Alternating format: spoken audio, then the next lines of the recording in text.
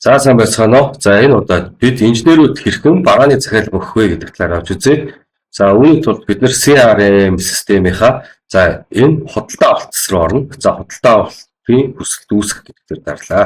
Хүсэлтүүд гэдэг дээр рүү ороод энэ дээр байрлах худалдаа авалтын хүсэлт үүсгэх гэдэг дээр дарна.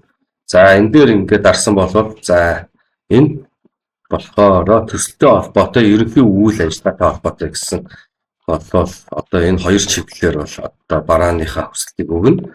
За жишээ нь бид нэр одоо ингэж ороод тэгээд энэ болохоор хүсэлтийн төрөл гэж байгаа. Хүсэлтийн төрөл дээр болохоор бараа материал ажил үйлчлэгийн үндсэн үүрэг гэж бол байна.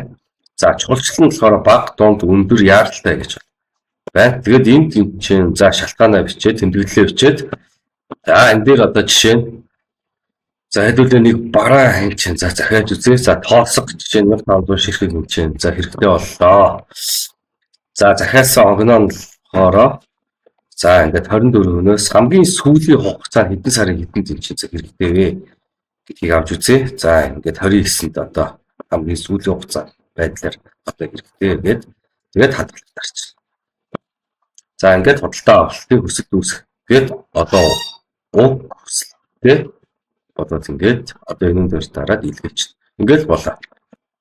Инженерүүд бараа захиалга хийхдээ зөвхөн ийм л одоо үйлдэл хийх нь. Тэгээд энэ дээр байрлах энэ одоо мэдээлэлсэн дээр дараад одоо энэ дээр одоо миний өгсөн барааны захиалга одоо хаана явна, одоо хаана батлагдчихээн, хин дээр явна гэдгийг одоо харж болноо. Анхаарлаа хандуулсан баярлалаа.